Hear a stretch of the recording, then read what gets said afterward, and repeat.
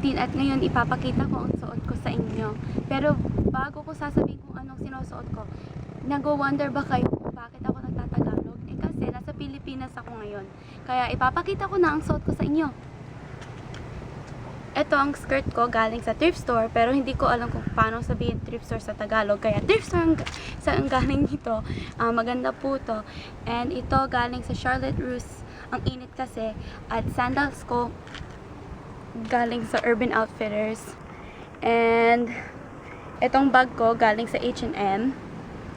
At ayun lang. So, hope ko nag-enjoy po kayo. Gusto ko ipakita sa inyo ang view dito sa taas ng bundok. Kaya ito, tignan nyo.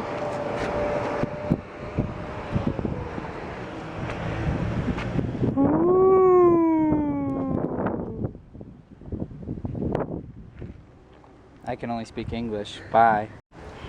Nakalimutan ko po na uuwi na ho ako sa Lunes. Kaya pagbalik ko, gagawa po ako ng video para sa inyo. Mag-suggest lang po kayo sa baba. So, yeah. Bye!